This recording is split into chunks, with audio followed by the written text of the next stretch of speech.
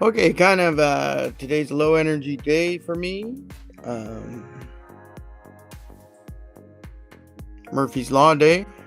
Anything that can happen will happen, except win the lotto. I think everybody's feeling that. Who's winning the lotto nowadays? Rich people. And I don't mean people making.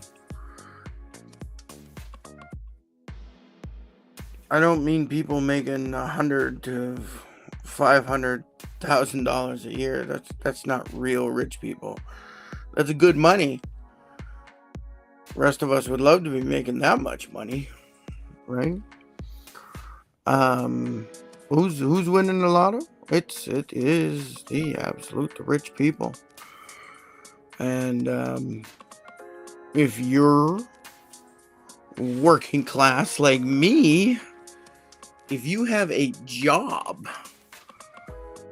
you are not a rich person, and you're certainly not a capitalist, right? It's hard out there. Most of us have jobs, right? 95 to 99% of us have jobs.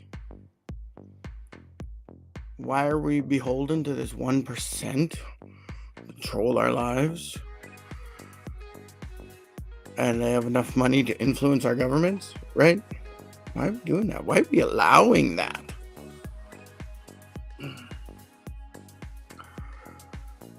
I have been working hard to become a capitalist. Oh boy.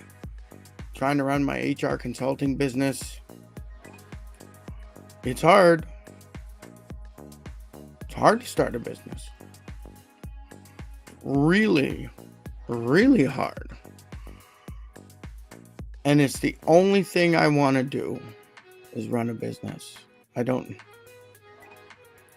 had my share of jobs. And I see organizations making mistake after mistake after mistake, mistreating the employees, mistreating the heart and soul of their organizations. Why? Why are organizations, big businesses, corporations mistreating the humans that work for them? It is counterproductive. It is like me as a human being.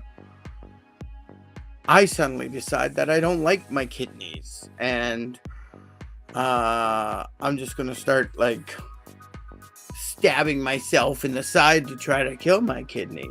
That's what it is when you are hurting your employees. Businesses and organizations, they treat their employees like little kids. I like to call employees hired brains. You've hired somebody, a human being with a brain, creative ideas, alternative processes and systems. This can all be generated by sitting down with your hired brains and saying, how do we fix this? Go. Instead, we're treated like, we hired you to do a specific job. You do that job. You don't worry about anything else. Oh, and we're going to fire the person next to you, and you're going to end up doing their job too. Okay, have a great day. I'm sorry. Like I said, low energy day. I'm upset. One, if you can tell by the screen, it's just dark outside. It's cloudy. It's raining.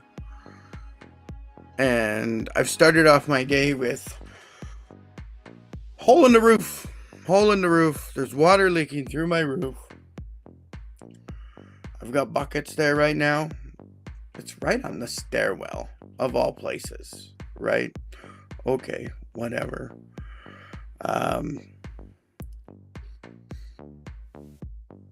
I was having my breakfast and my mother-in-law came out and she said, "Hey, I'm thinking of ordering some breakfast. Do you want anything?" And I said, "Sure, I'll have some pancakes," because I was too lazy to make my own oatmeal this morning. So I was having just banana bread and fruit for my breakfast. And the pancakes would have been welcome. Well, the order came completely wrong. They'd completely given someone else's order to us. It's not just a mistake on an item or a missed item. The whole order was wrong, except for my mother-in-law's side of bacon. That was the only thing correct in the order. She got me a stack of pancakes and some of those nice shredded hash browns, and she got herself some mini pancakes and the red cubed hash brown breakfast potatoes and a side of bacon. And we just got this weird order. We got one pancake, and it seemed like it was supposed to be one of those fruit and ice cream things. Well, I didn't want the fruit, but the ice cream was completely melted down to milk in the container, and it was hot. So I don't know. Anyway, so with all this happening, I had no time to get a topic for today. Yay! It's my show. But anyway, rough morning. So, should I start a GoFundMe to pay for my roof? If I do the whole roof, it's going to be about $10,000.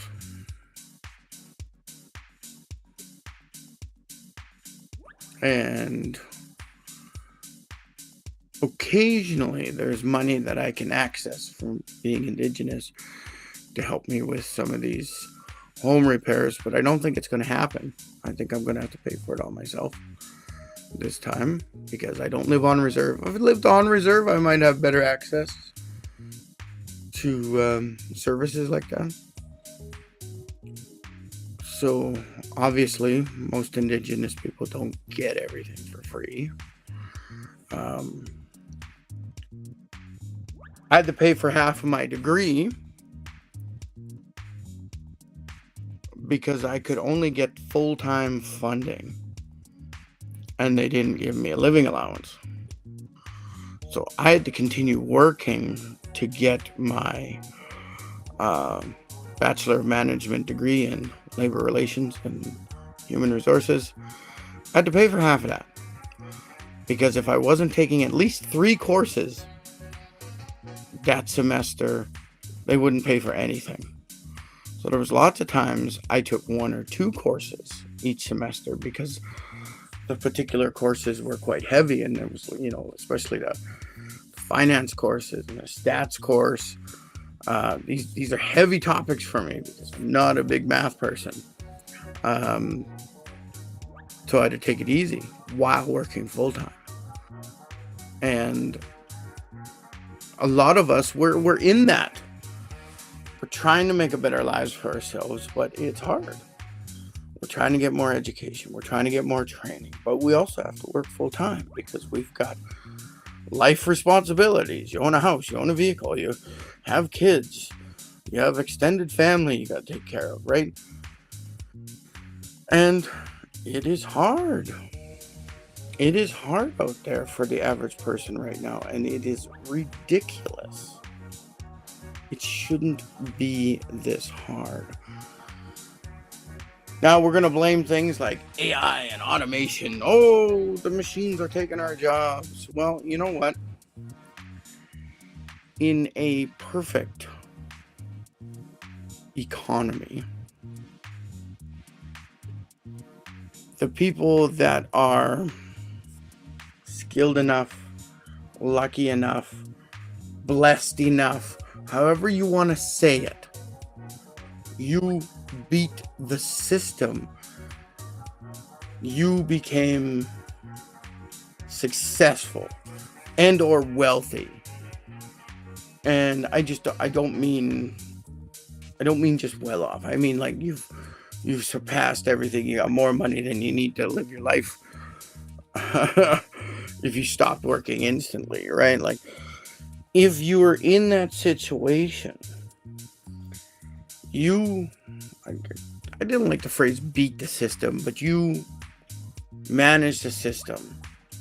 Like I say, skill, luck, blessing, whatever spirituality you might believe in, something helped you get there. Congratulations. That being said, you or those people in that situation,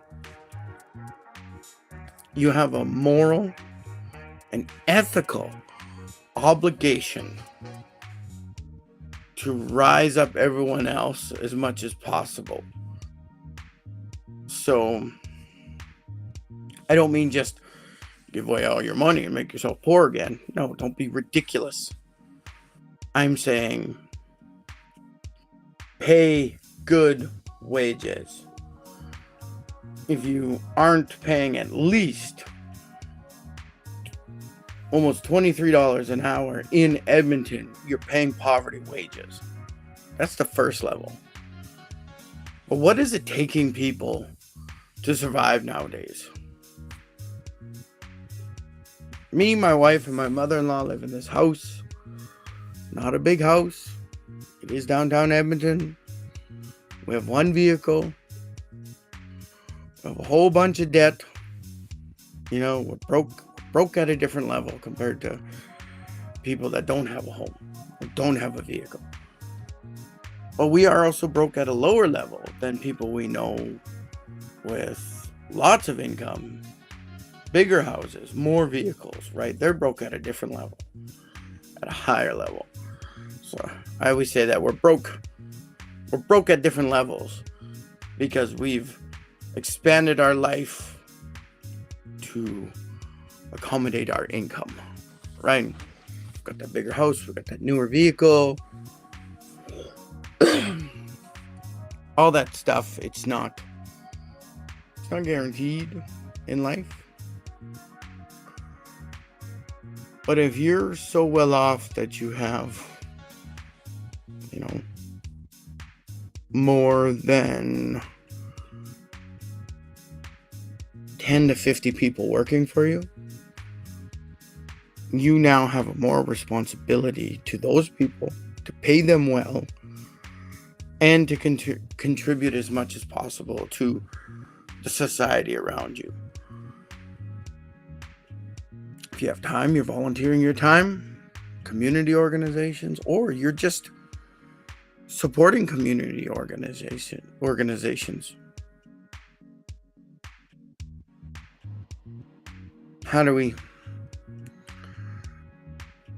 There's so many people out there. For some reason, they seem to think they're capitalists and they're the ones who are going to get punished by making things fair. No. I'm talking about the multi-hundred millionaire class to the billionaire class.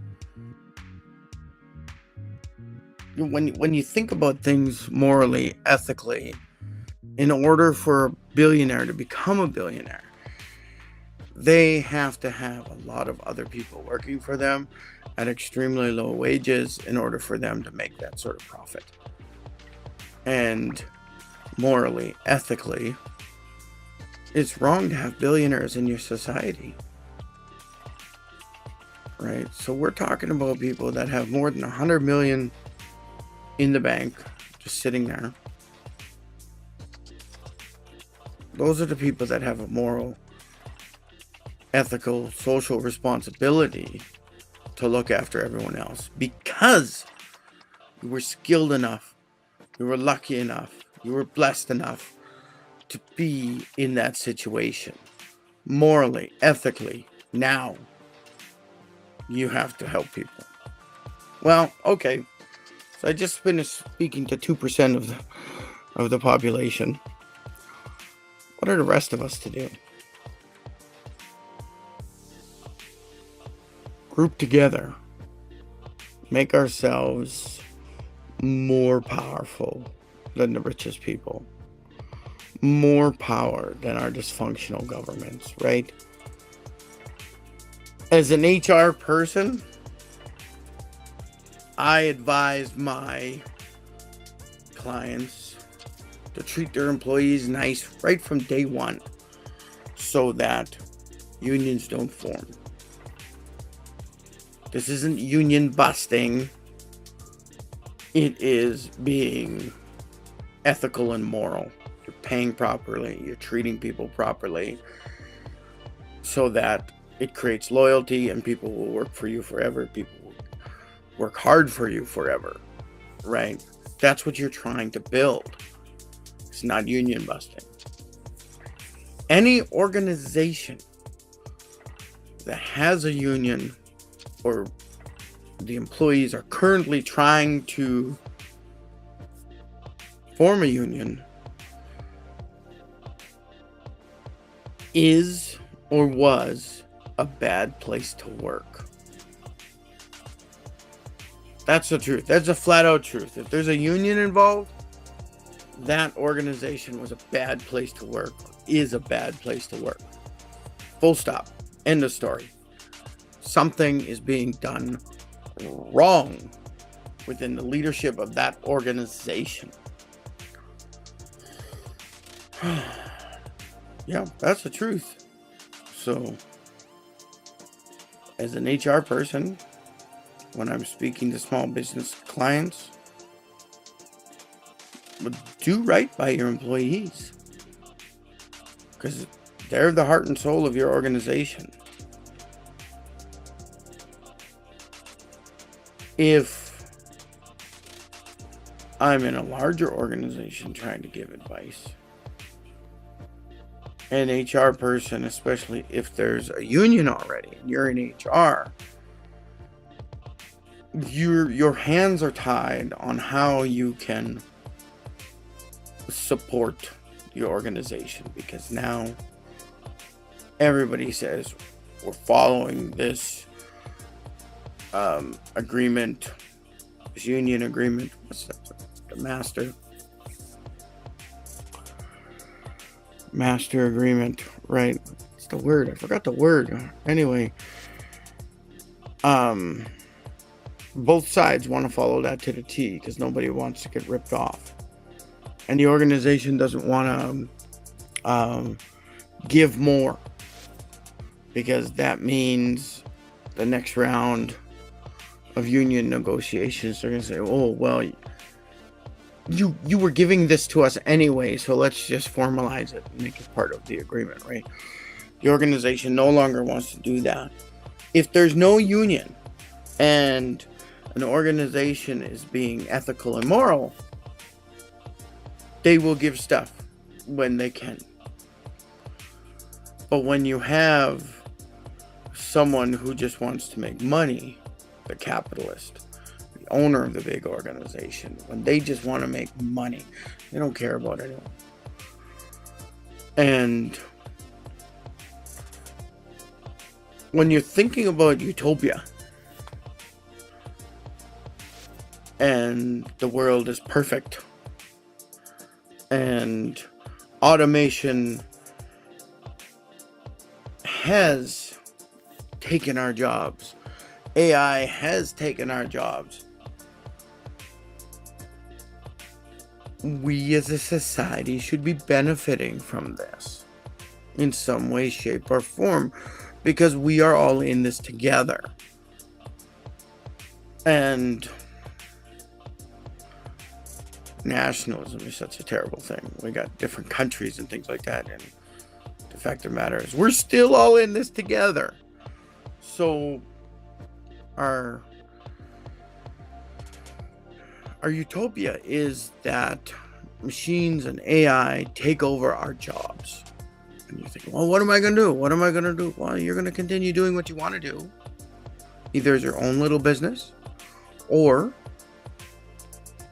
you're going to go enjoy life, or you're going to become an artist. You're going to sculpt something. You're going to paint something. You are going to create something. You are going to write something. You are going to sing something. You know, that's utopia. That's us having fun doing the things we really love. If you love doing the work that you do, no matter what it is, you start your small business and you do that anyway. But because utopia has come, everybody's taken care of. Everybody. We're not talking about being lazy. Oh my God. If we do something like universal basic income, everyone's just going to be lazy and no one's going to work. Oh my God. No. People are going to be free to create, free to use their brains to enhance all our lives.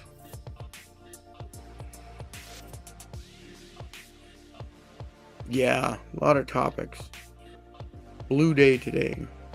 There is rain dripping down my window. I can't even see outside properly. Even though I keep looking out, I like to look out, can't really see out.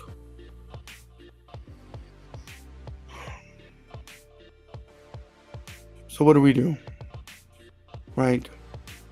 Unionize, obviously. Group together. Let's work together. We anyone who's got a job, you're not a capitalist.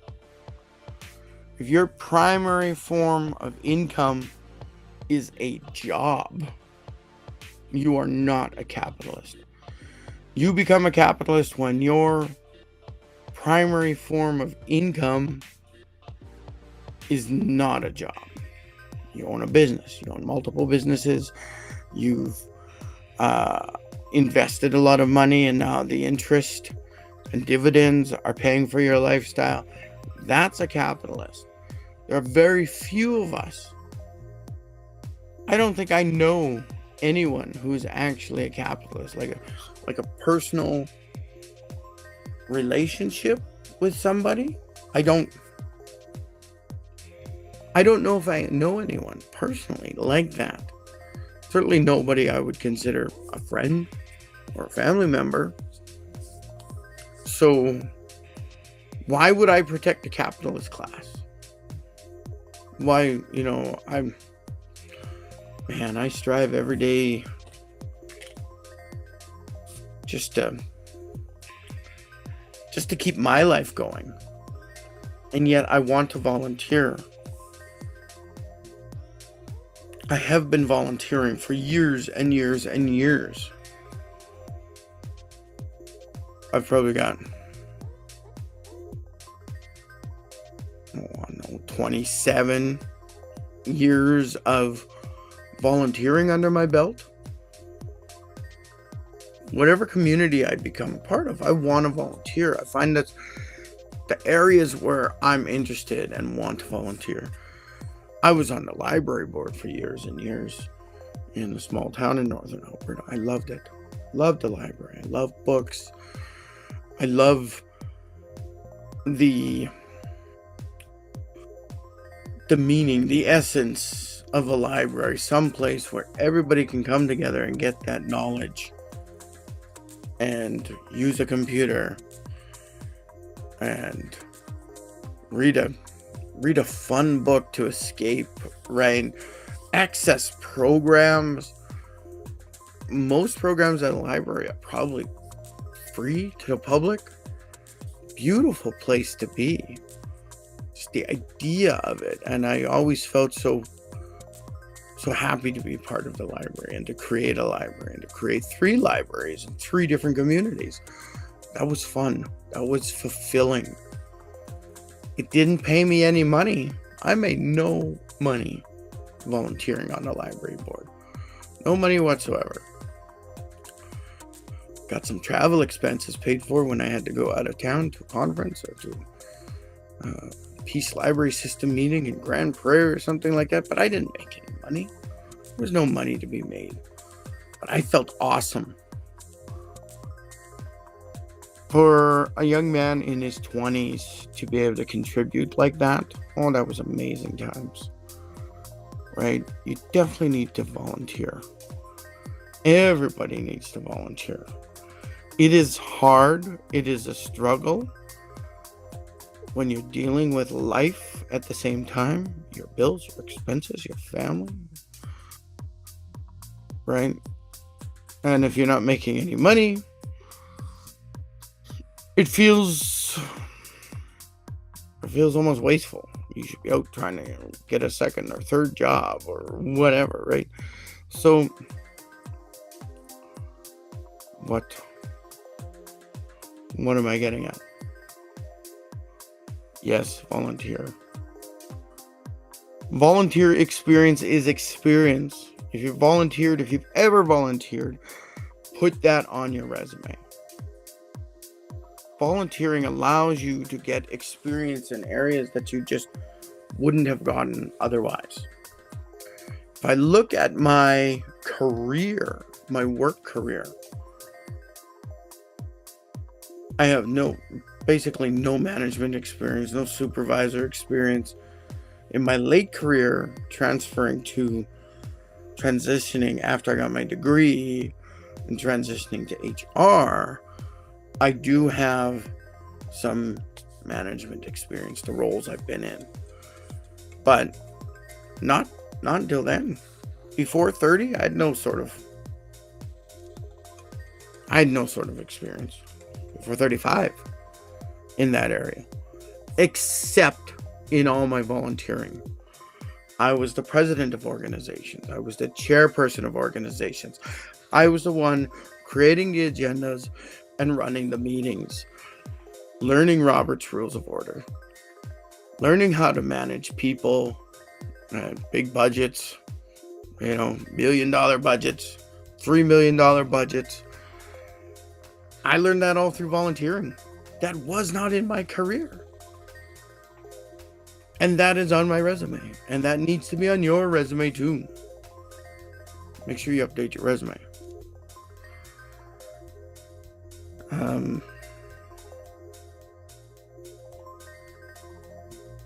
Yeah. Small business owners, if you think you're a capitalist, do the capital class check. You do the simple check to see if you really are a capitalist. As a small business owner, walk away from your business, leaving no instructions, no direction for a week. If you can walk away from your business for a week, not being involved with the business at all, not answering any phone calls or emails or anything. If you can walk away for a week and have no problems, you might be a capitalist. You might just need to refine a few things and you should be good. But if you're a small business owner and you have to be there making decisions, or you have to be there working a shift to keep the business going, you're not yet a capitalist. You're a budding capitalist, but you've created your own job. But you're not a capitalist yet. But if you can walk away from your business, no instructions, blind, cold, and if your business keeps going and you still make the same amount of money that week, then you might be a capitalist, right?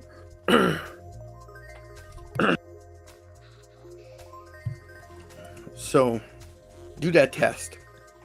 If it scares you to do that test, you're not a capitalist yet. A capitalist can purchase or start a business and then almost immediately walk away. The systems, the processes, everything's set up, runs on its own. I don't mean machines and AI. I mean, you've got the right people in the right locations doing the right jobs. And you can walk away and they'll handle the business.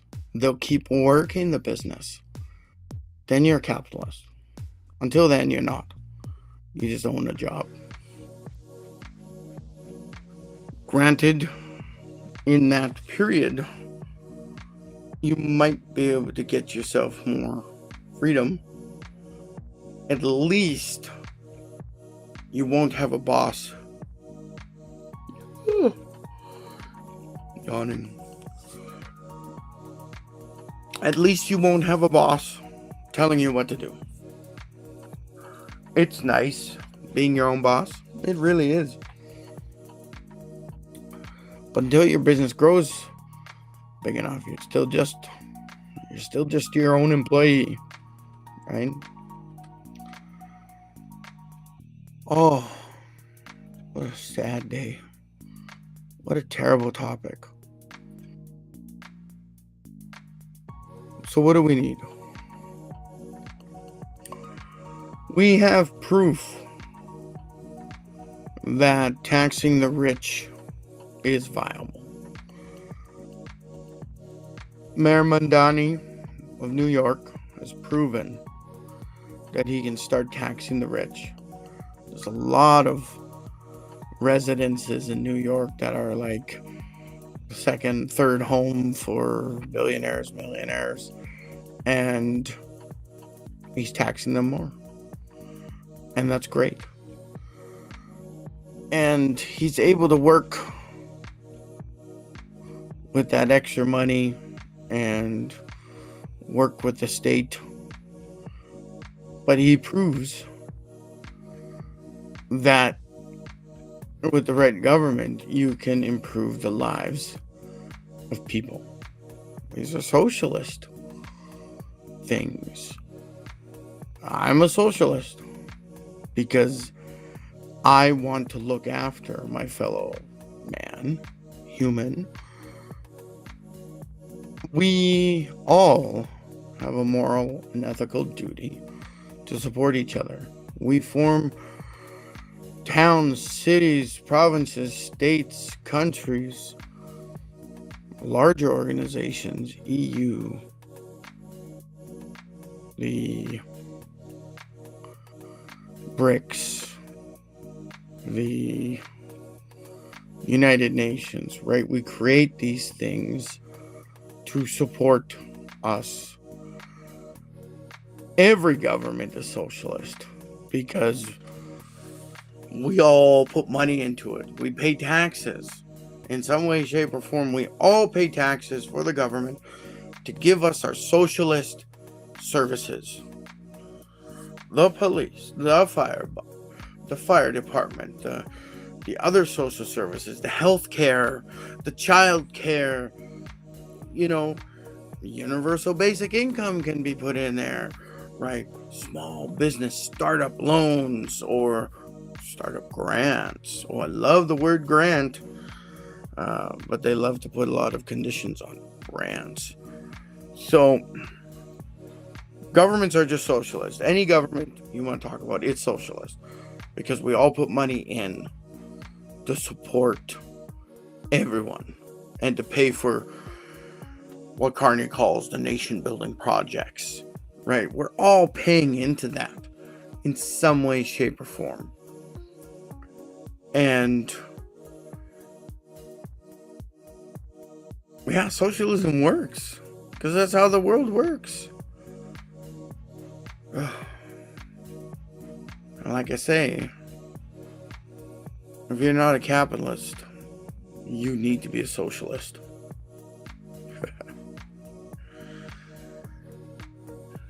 Because I am so tired and I am so sad to see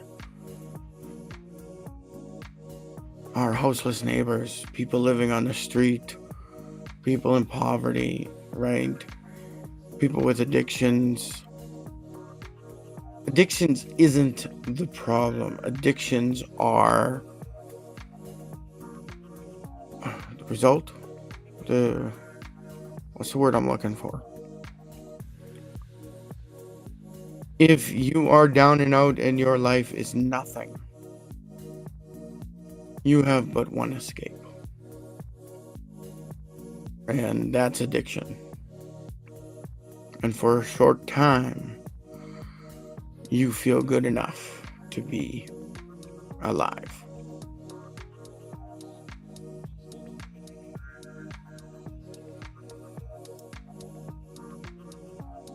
It's proven time and time again that it's cheaper if we just give people a home that don't have a home. It is cheaper.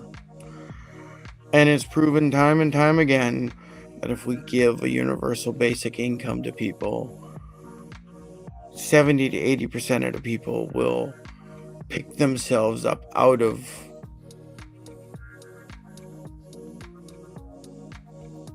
their poverty states, their terrible lives themselves. If we give people homes and a universal basic income, everybody has the opportunity to actually live. And it's cheaper. It's cheaper than all these other programs that were put together. It's cheaper than overfunding the police to go and knock down encampments and prison people just for camping. That's a pretty basic tradition, especially for Indigenous people. Right? So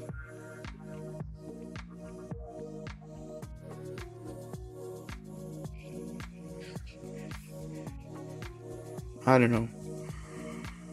Call me a bleeding heart.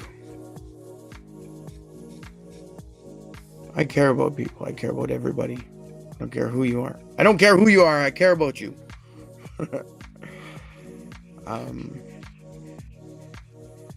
We all deserve some dignity. Wasted lives. Wasted brains. We think about people that live in poverty not getting the opportunity to shine, to rise up, to prove that they are the next Einstein. How many beautiful minds have we lost to senseless poverty? How many beautiful things have not been created in this world because the people that could do it were living in poverty and didn't have the ability to do it or died young?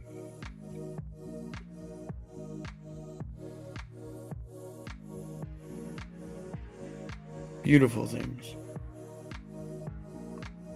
I've mentioned this before in a previous live, that we as humans with brains and we're thinking consciousness, we are the universe made manifest. The 13 billion years that the universe has been churning, coalescing, exploding, every one of those star explosions in the past over the last 13 billion years has created the heavier elements that we are made of. If it wasn't for 13 billion years of star formation, we would not be here. There would not be any sort of variety in the compounds, the chemicals. You look at the periodic table of elements, and the universe started off with, I don't know, 2 or 3 main ones and a handful of secondary ones. Like, that's what the universe started as. But because they came together, got heavy, crushed themselves together, formed new elements, and then exploded and distributed those elements out. Right? We don't understand the word billion, whether it's billions of years or billions of dollars. I don't think we can really fathom the amount. There's all these things like, if you made $500 an hour for the rest of your life, you would still not make $1 billion. right? In order to make $1 billion, it's obscene the amount of man hours you need to rob from. You look at a big organization with 100,000 employees across multiple countries. You don't give pay cuts this year. I mean, you don't give pay raises this year. And maybe you give pay cuts. Maybe you fire people who make too much money so you can hire people with less experience so you can pay them less. You have 100,000 people and you take $1 an hour off their wages, right? That's $100,000 an hour you're making extra, or no, you're not paying off. So, right, 100,000. Oh, let's see if my calculator can even do this. So we got $100,000 every hour that you're siphoning off your employees because you have 100,000 employees. But they're doing 8-hour days times 8. So that's $800,000 a day that you're siphoning off your employees, that your organization is making. How many? I think we work an average of about 22 days a month, something like that. So what times that by 22 days? Each month, you are siphoning $17.6 million off your employees. Man, that's a lot of money. And that's what you need in order to become a billionaire. $17.6 million per month. So let's see if it'll do 12 months. It aired out. I got 2.112. Not enough zeros. I don't even know what that could possibly be. Maybe I can use my phone. Maybe my phone will do the calculation for us. Yes, let's see. So we've got, it was $17,600,000 a month. Like just not paying our employees $1 more a month. So 17.6 million times 12 months. That is, $211 million. $211 million a year I can save and or make because I'm paying my employees $1 less an hour if I have 100,000 employees. Big money. Having employees is expensive. It's the biggest expense that most organizations have. So they're always trying to find ways to save money by getting rid of employees, downsizing. Well,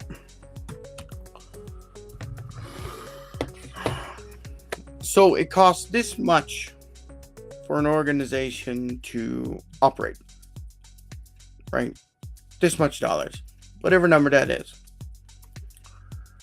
If we don't spend this much money every month, we won't survive. We just can't operate. If you're trying to cut costs and reduce that, you're going to fundamentally hurt your organization in multiple ways. One, you're not going to have enough staff currently to do the current work, so you're creating burnout and stress and having a high turnover rate within your employees, but you almost don't care because you could hire someone cheaper to do the same job, and when they get stressed out, you just hire someone else, right? But that's not how an organization can grow. An organization grows by adding capacity in one way, shape, or form. More computers, more AI, more factories, more machines, more people, right?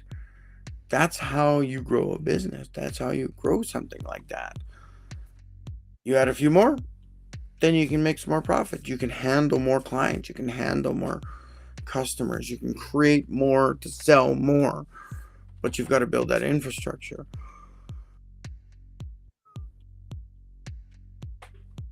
It's finite. There's a certain amount of shrinkage you could do. It starts affecting your organization. There's fundamental things in some industries that need to be changed.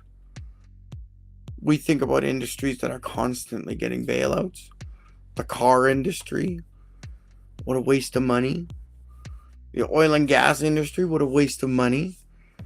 If you can't do business without government social services, government handouts, government bailouts,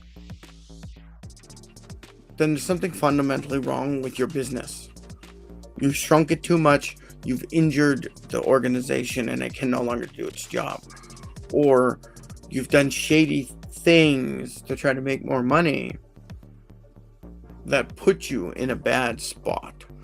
We think about the banking and the mortgage industry, right? They just kept giving mortgages to people that couldn't pay for it. The subprime mortgages that caused 2007, 2008 financial problems. And then they called some of these organizations too big to fail, so the government had to step in and pay money. That's your money. That's socialism at work.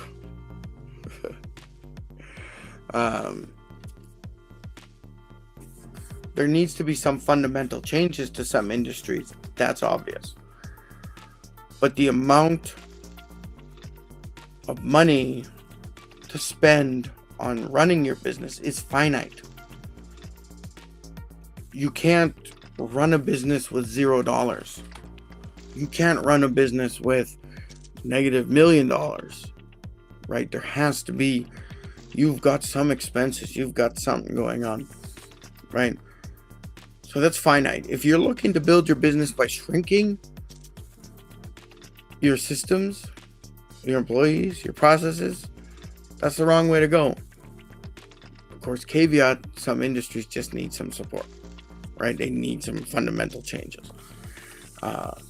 Because no big business should be bailed out by the government.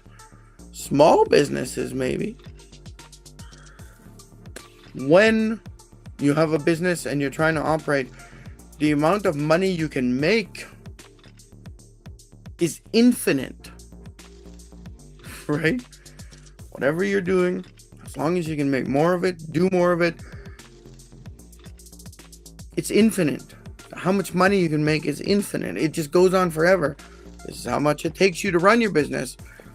But how much money you can make, it's infinite. Just as long as you're doing it right. Right? So what's a better strategy? Let's shrink our business and save, or find ways to grow, make more sales, do more services. The infinite way. What's better? Maybe short term, you're thinking, oh, we'll just shrink it a little bit so that we can rework to start making some money. Maybe you do something like that.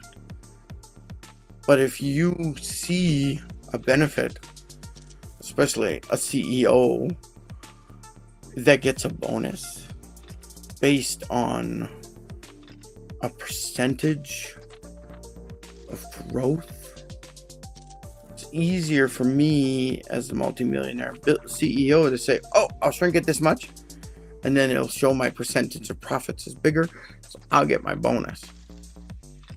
Scammy.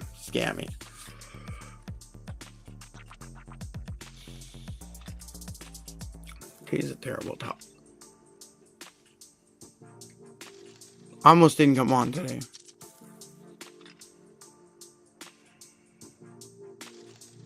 Got no energy for dealing with the nonsense we're dealing with.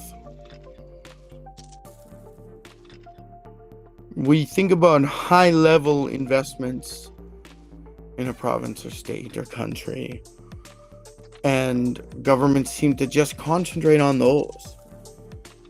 The big business, the finance industry, the big banks, the big oil and gas companies, the big forestry companies, the big resource companies, right? They just see that. They got blinders on. All they see is the big business, the big capitalists. They don't need the support. Government shouldn't be worrying about them, except to say, hey, you've been skilled enough, lucky enough, blessed enough to make money in this economy. Now you must pay. Absolutely. Big organizations should absolutely be paying more taxes. Oh no, they might leave if they have to pay tax. Let them go.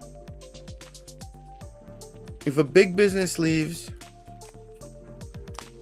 what? A few hundred to a few thousand jobs lost. It's the small businesses that create the most jobs. And yes, there's going to be a certain amount of small businesses that depend on the bigger industry. But I mean, let's take a situation. Okay. Let's say Alberta tomorrow says, I mean, it's a stupid way to do it. They should be gradual. But say tomorrow the Alberta government says, we're not giving any more discounts on natural resource royalties. Everyone must now pay 100% of royalties, no matter what the project is, no matter what you're doing. They have to pay all them royalties so that the government makes all the money. Okay. If an organization is being run incorrectly, they're going to scream, they're going to complain, they're going to try to do whatever they can to fight it, and ultimately they might leave. Okay. So you have this big business that leaves, but you have 100 small companies that were dealing with that business.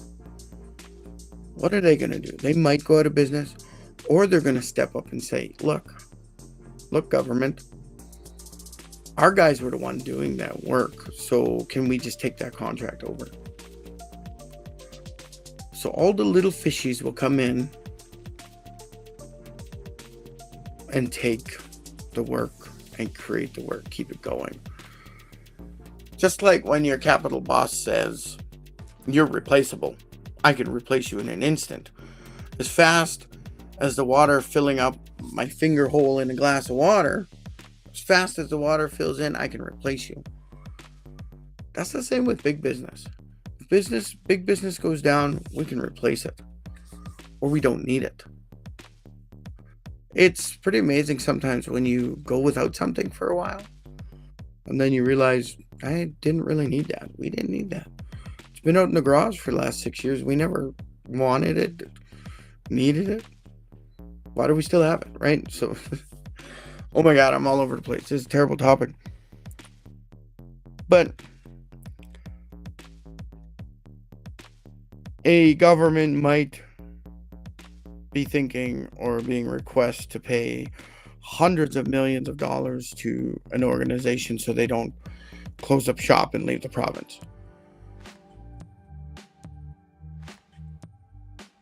And if they do close up shop, direct jobs might be a few hundred to a few thousand.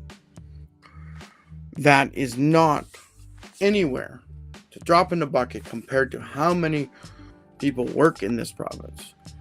Alberta has, my stats are a little bit off, they're a few years old now. We got about 5 million people.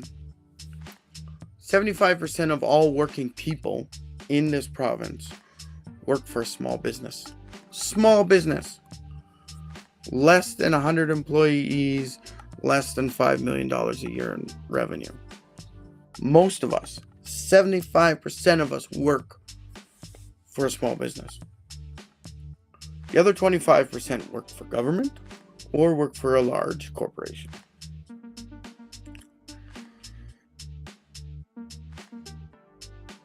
So most of us aren't affected directly by the loss of a big business.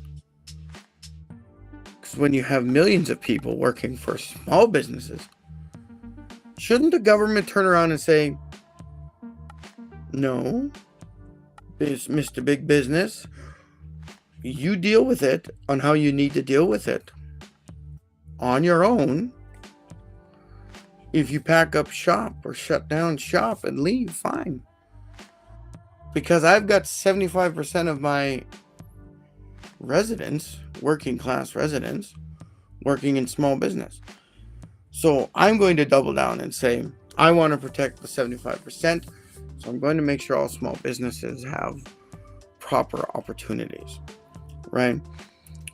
If you're going to give a tax break, you should be giving a tax break to the small businesses because they're the ones that create the jobs. Small businesses in Alberta are the economic engine,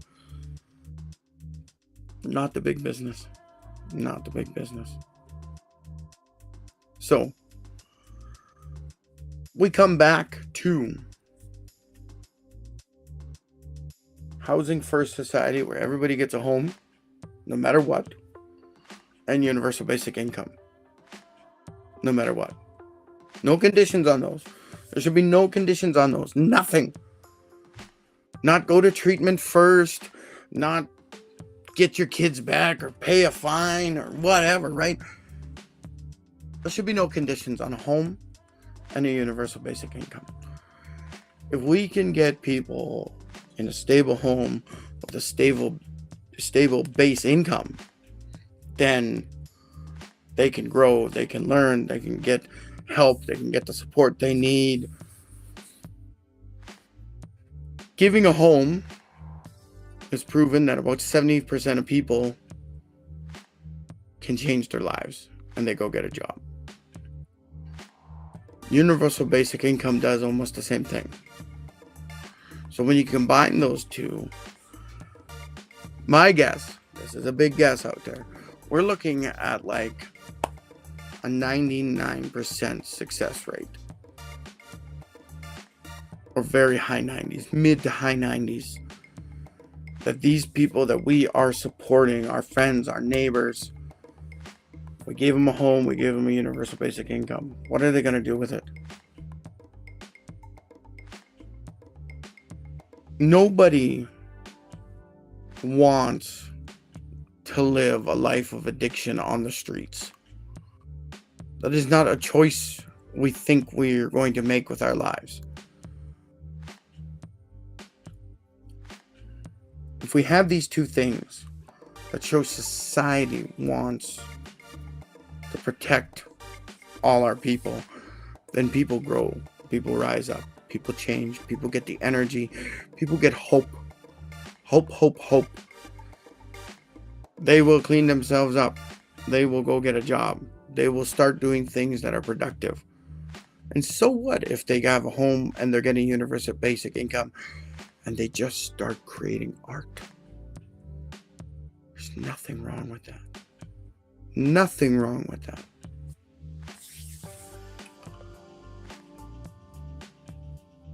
Now imagine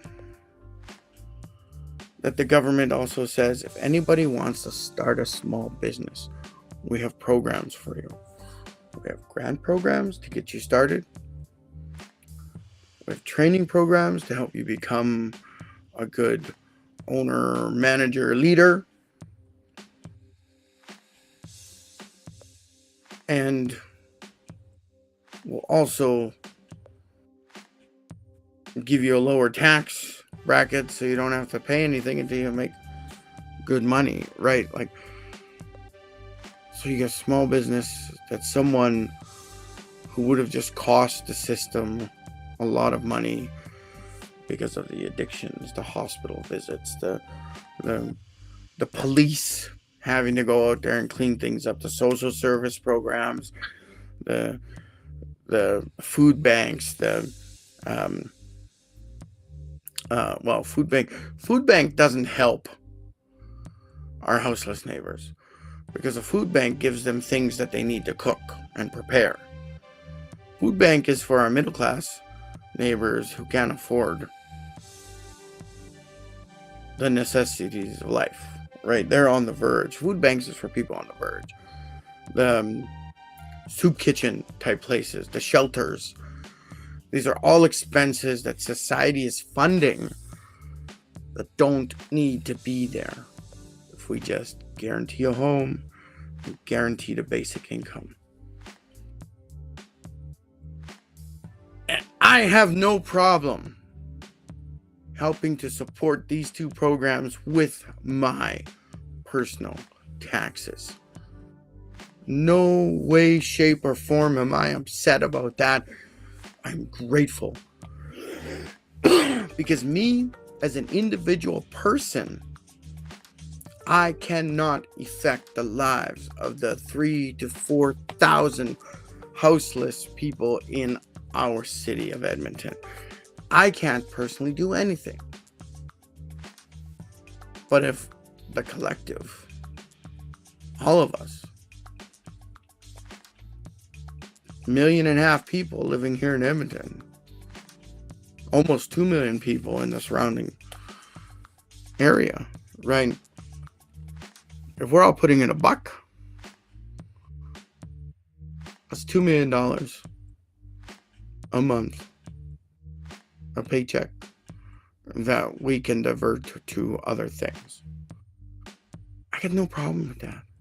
And nobody should have a problem with that. Why? Why would you root for someone to die on the streets? Oh, they should get a job. Shit, man, there's a lot of people that can't get jobs. A lot of educated people, a lot of experienced people, a lot of people of color. They can't get a job. A lot of women can't get a job just because they're women, right? So saying someone should get a job is stupid, because many people that don't have a home have jobs. They do work. They just don't make enough money to get themselves out of that houseless lifestyle. It's rigged. It's all rigged, man. And it's rigged by capitalism, by capitalists. And this capitalist system that's rushing towards fascism. And how do we do this? How do we prevent this? How do we downsize? We stop eating out. We stop enjoying life so that we could just survive. I've mentioned before, if I ever lost my home and was living on the street, with my last few dollars, you know what I'd buy? I'd buy a crowbar. Because at that point, I am not living. I have moved into survival mode. And if I'm in survival mode in a big city like Edmonton, millions of people, how do I survive? How do you survive? Crowbar's going to help with that. Crowbar's going to help me get what I need. So we can't blame people that are in survival mode for the things that they do. The things that they do to protect themselves and to protect their family when you are at rock bottom. Put yourself in that position. If you lost your house, you lost your home, you lost your vehicle, you've lost everything. You're literally living on the street with a few of your possessions from your past life. What do you need to do to survive? Basic survival stuff. Now, if I'm out in the woods, if I'm on the land, that's a slightly different story. Right? I am no survival expert, but I do know enough about hunting and trapping and starting a fire, and there's a few traditional food sources that I could find. Not many. Like I say, I'm not an expert, but I would have an easier time being houseless, homeless, rock bottom if I was on the land. And that most of us don't have skills to do that. I would probably still end up dead somewhere, but I would probably be able to survive better without doing the crime, without doing the things I need to do to survive, right? And no way, shape, or form am I telling you to go get a crowbar and to start breaking into your neighbors' houses or stealing stuff and pawning it off and whatever. I'm not telling you to do that. I'm just saying that's what I would be thinking about. And I spend so much time trying to protect what me and my wife have built. Yeah, I've got the security cameras on my house. I got locks on my doors.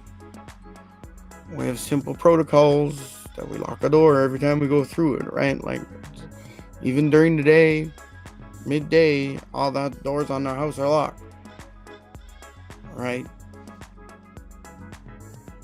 Because we know we've got to protect our stuff. And it's not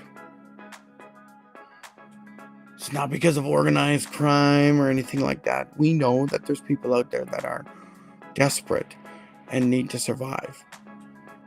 And I don't want them to take what little I have. But I am willing to add my money to the big pot that we all add to support them. Because, like I said, I can't, me as one person, I can't save the world.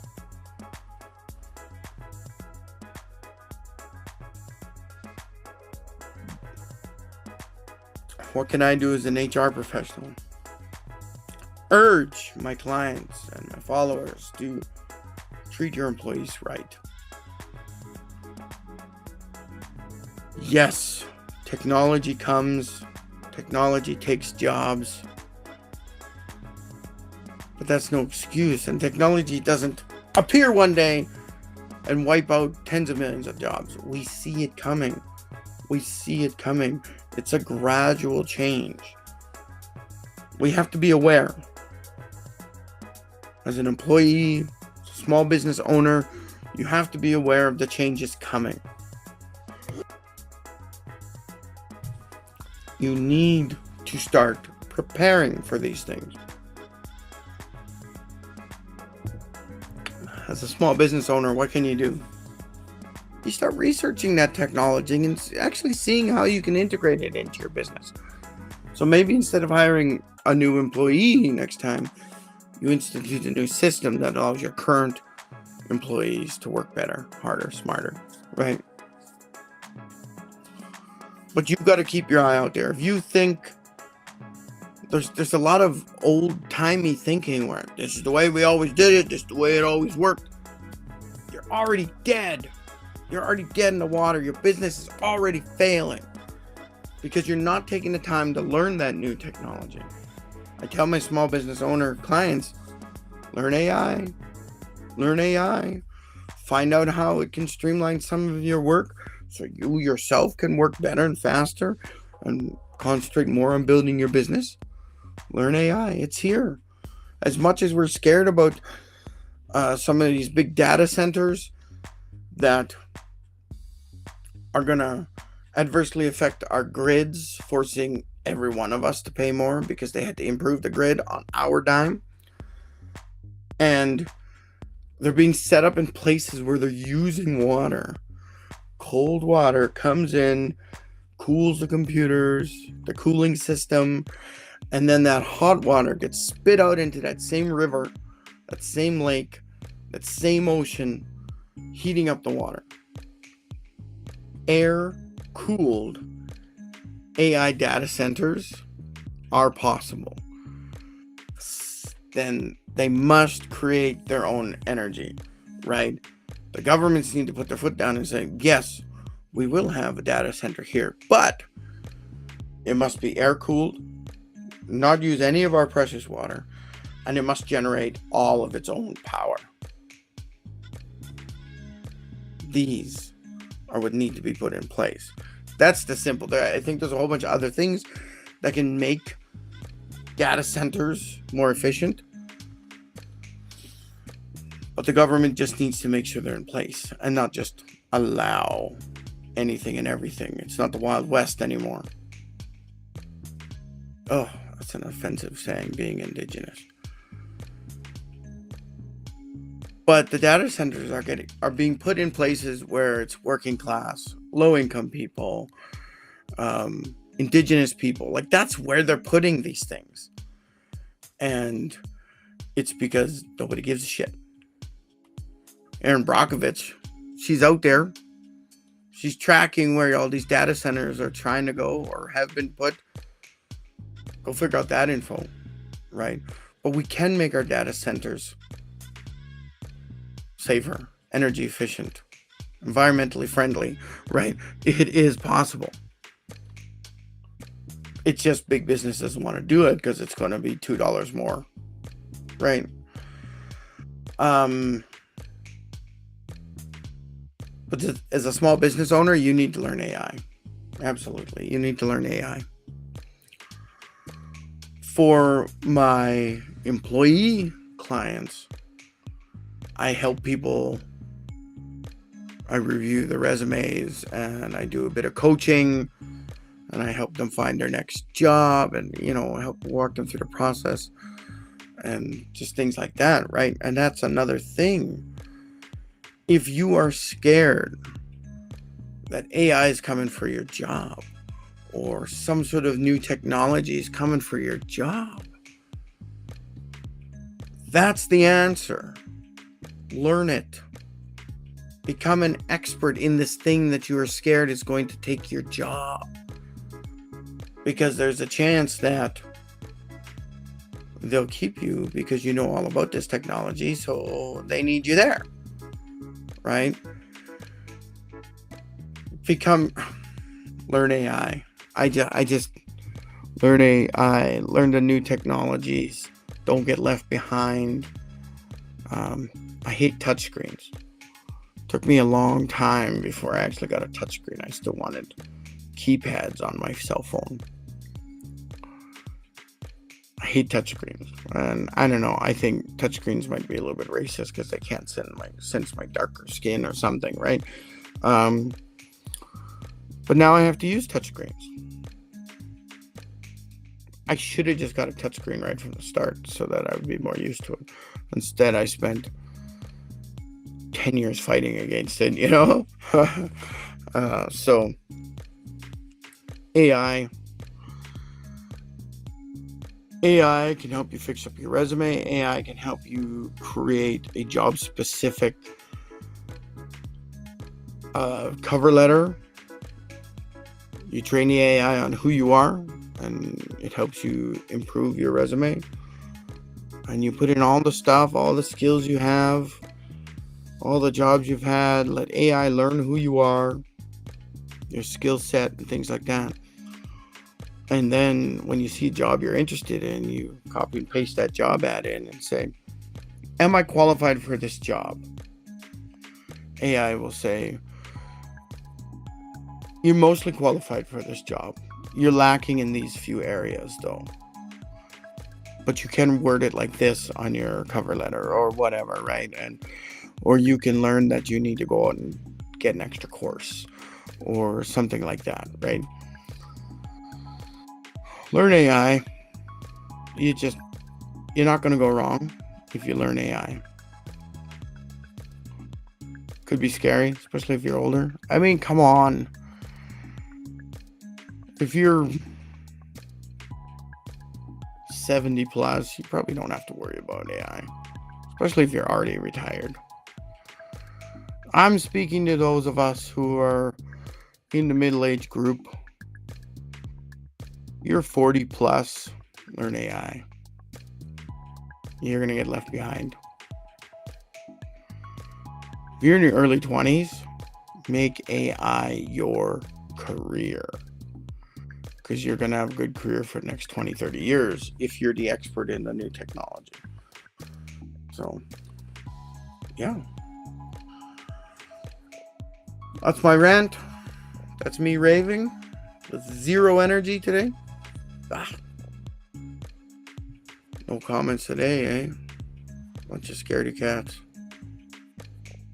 Anyway, if you need to get a hold of me for any reason, there's all my links up here in the QR code. Or drop a comment. I mean, most places I'm looking at comments have been mainly YouTube. So if you're on YouTube, drop a comment there. I'll try to answer you. I try not to be a bigoted troll.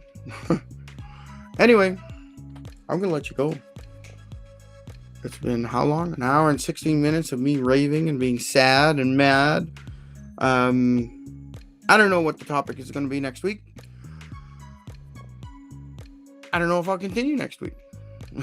Anyway,